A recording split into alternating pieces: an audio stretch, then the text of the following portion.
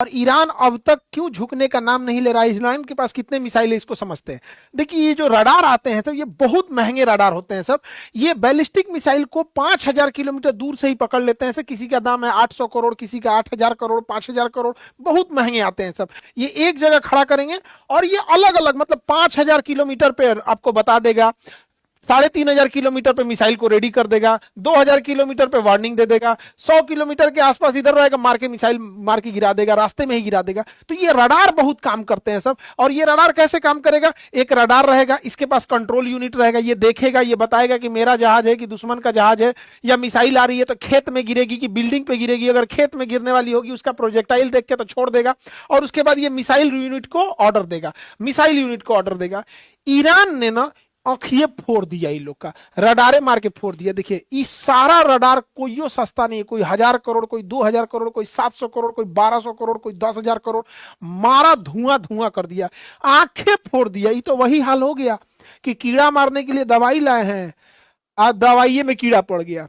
अजब हाल हो गया। ये रडार का काम था दुश्मन को देखना कि कोनो मिसाइल जहाज नहीं आ रहा है, एकरे मार के फोड़ दिया। एगो कान के डॉक्टर के पास थे ना, तो एक कान का डॉक्टर एक मरीज से पूछा कि क्या नाम है, तो मरीज 4 बार बोला कि अपना नाम, तो कान के डॉक्टरों को सुनाई नहीं दे रहा था। ऐसा तो ऐसा हाल है कि रडारे मार के फोड़ दिया है वहां पे।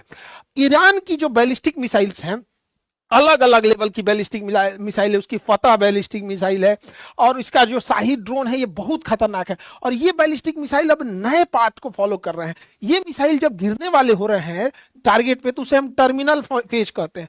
टर्मिनल फेज पे ना ये अचानक से रास्ता बदल ले रहे हैं, और रास्ता बदलने के बाद उनकी स्पीड अचानक से, जो नॉर्मल स्पीड आ रही है, अचानक से तेज हो जा रही है। इससे घाटा क्या हो रहा है कि जो मिसाइलों को काउंटर करने के लिए इजराइल और अमेरिका मिसाइल मारते थे सब, तो सपोज कीजिए कि इसकी स्पीड है 1,000 किलोमीटर पर आवर, 1,000 की स्पीड से आ रहा है। अब ये भी काउंटर करने के लिए 1,200 की स्पीड से आएगा, और ये अचानक यहां पहुंचने के बाद 2,000 की स्पीड से हो रहा है। तो ये कंफ्यूज हो रहा है, जा अब क्या करें, यहाँ पे ये उल्टे गिर जा रहा है दूसरे के शहर पे।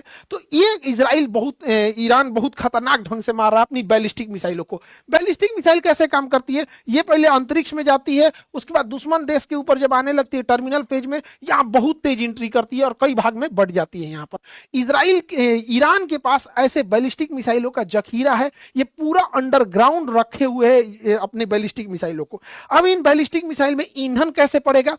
तो जो ईंधन है वो सॉलिड ईंधन है, तो जिसमें बारूद रहता है, सॉलिड इंजन। इसको भरने के लिए कोई झमेला नहीं, रखा हुआ है, रेडी टू मूव है। सबसे तेजी से हमला करता है सॉलिड इंजन, जो ईंधन भरा होता है उसको रेडी करने के लिए झमेला नहीं, जैसे दिवाली का रॉकेट है वैसे उड़ा देना होता है। और इसको ये क्या किया, अंडरग्राउंड जमीन के नीचे रखा है। अचानक ऊपर से जमीन खुलती है, मार के वो बंद हो जाता है, पता ही नहीं चलता है कहां है।